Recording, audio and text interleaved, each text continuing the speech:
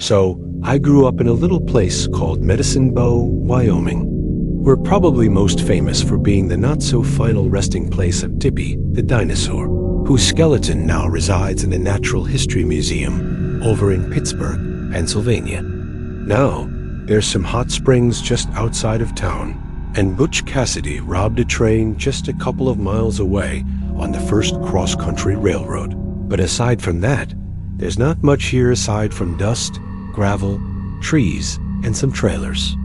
I was raised by a single mom, and while words like strict and rules didn't seem to be in her vocabulary, there was one thing she told me to never ever do, and that was to never go near the house of old Bob Barnes.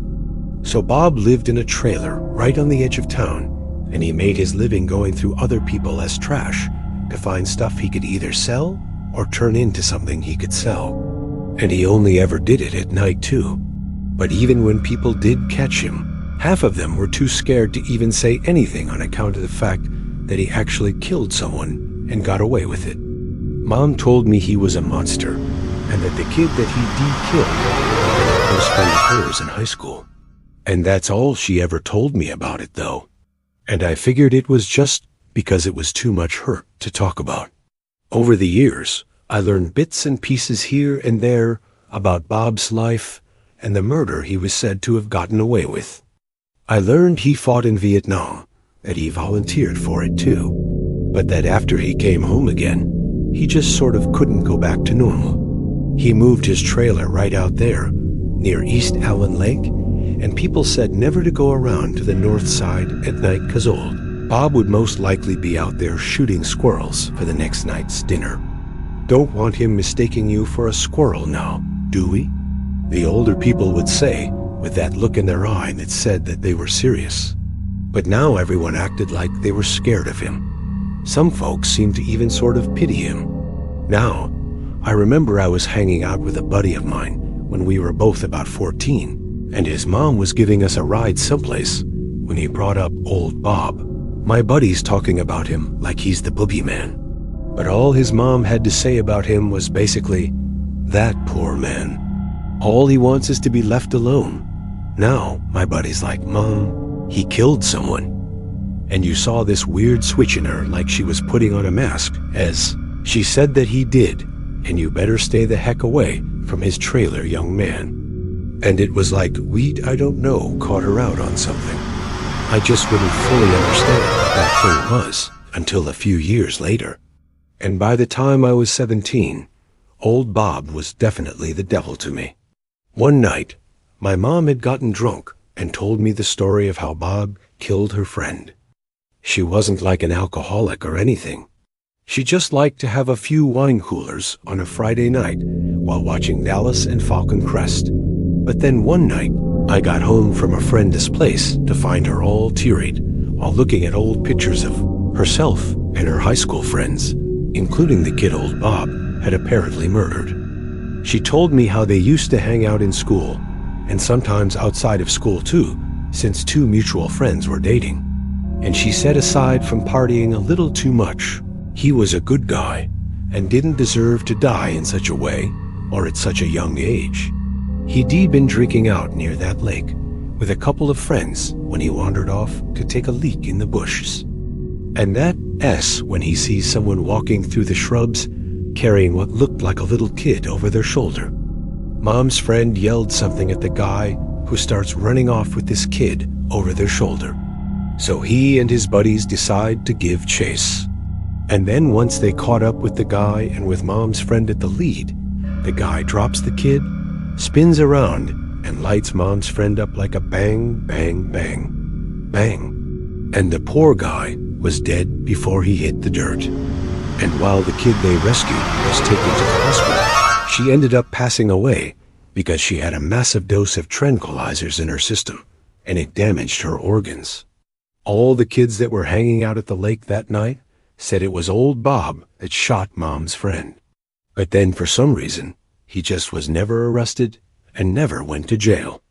And it finally made total sense to me why everyone either feared or hated him. Maybe my buddy's mom just didn't know the full story. And that's why she said that weird thing about that poor man. But I did. And as the months went by, all this hatred for him was festering away, until finally I decided I was going to do something about it. I had already told my friends about the whole thing, so they knew how much I hated old Bob for having saddled my mom with this lifelong trauma. But it wasn't until we were sitting around the campfire one night that I brought up the prospect of doing something. One of my buddies had asked his dad about this little kid who died from the OD, and he'd confirmed that that was true. People didn't like to talk about it, as you never knew when the girl's mom would show up behind you in a store or whatever. But the whole thing that differed from the story he heard was that the kid had shown up in town and hadn't been found near the lake. That little detail didn't matter to us, though. It didn't matter to me anyway. The story was still basically the same, and old Bob still needed to pay for what he'd done all those years before. And so, I hatched the plan with my buddies that night. I was going to hike out to his trailer in the middle of the night, watch it for a while to make sure no one was up and moving around, and then I was going to set it on fire. Yes, I know. Dumb idea.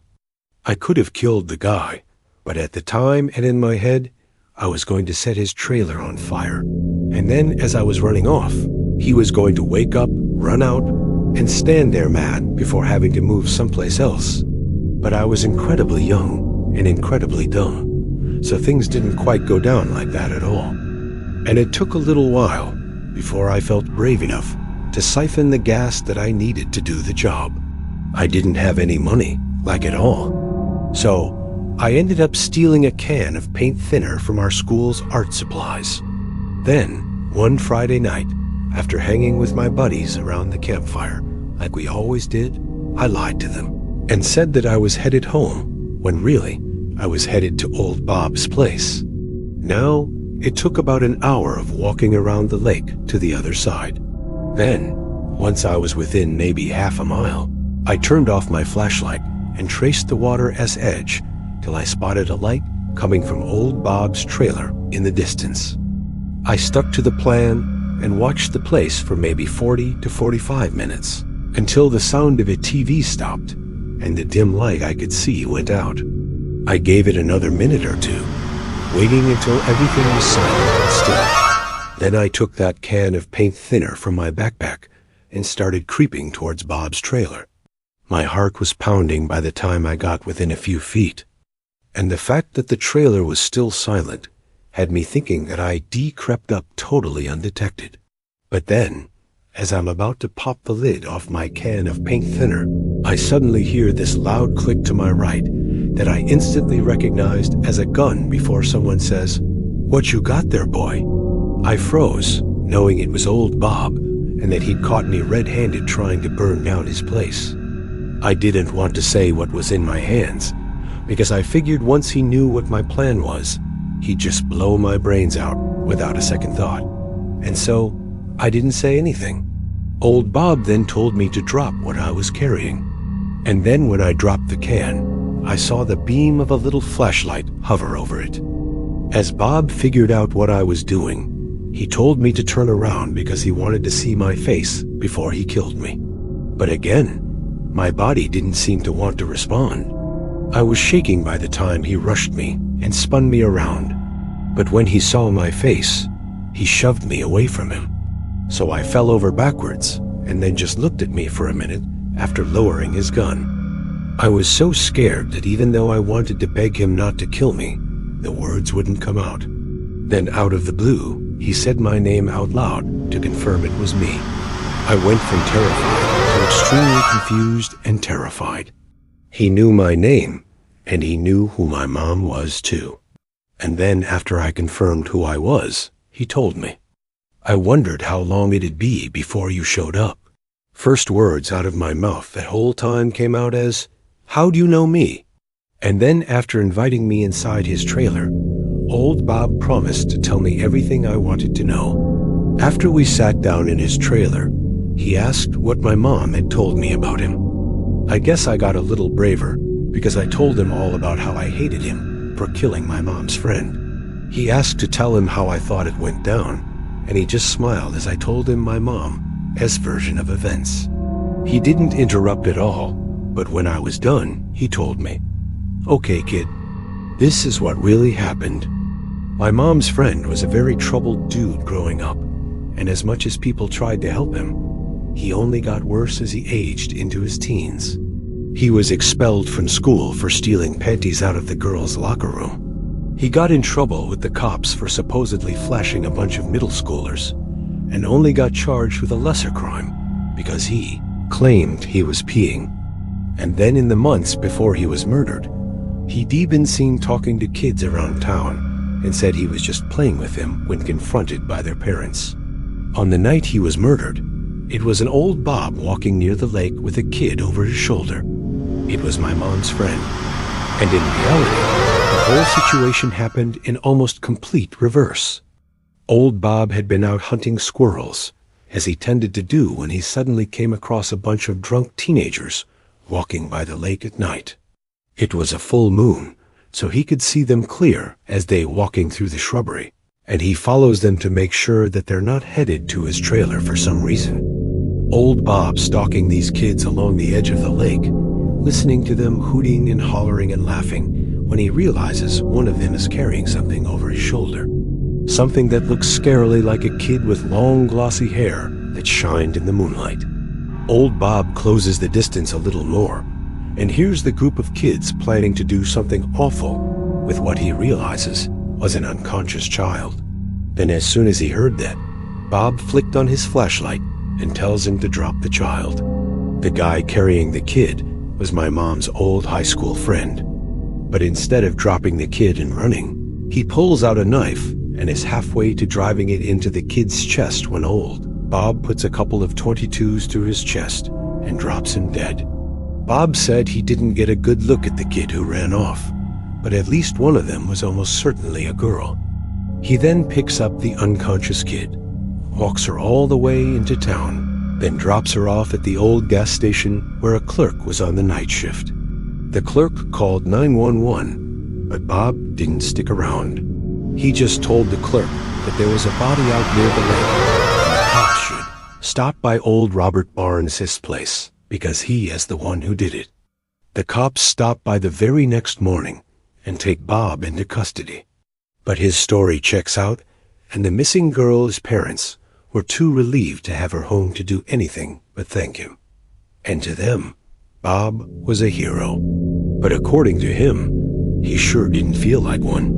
When he got back from Vietnam, Bob promised himself he'd never hurt another human being as long as he lived. And that was half the reason he lived out in the sticks. If he'd been able to save that girl's life, it might have made it all worth it. But she was probably already dying from the trancody from the moment he first saw her.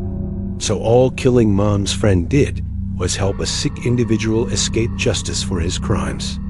But what made him sick to his stomach and made it feel like double the waste was how the others got away with it. That was the reason he stayed away from town, because he couldn't stand being around the grown-up S version of the little monsters who got away with ending that girl's life. He didn't know exactly who they were, but he figured there was a pretty good chance my mom was one of them. Bob said he didn't care if I believed him or not. He just wanted me to do him one favor. Go home, tell my mom what he just told me, and look her dead in the eye after asking if it's all true or not. Well, I did exactly that. And while it's best not to describe blow for blow how that little exchange went down, let's just say our relationship has never recovered. And she's the reason I haven't been back to Wyoming in almost 20 years now.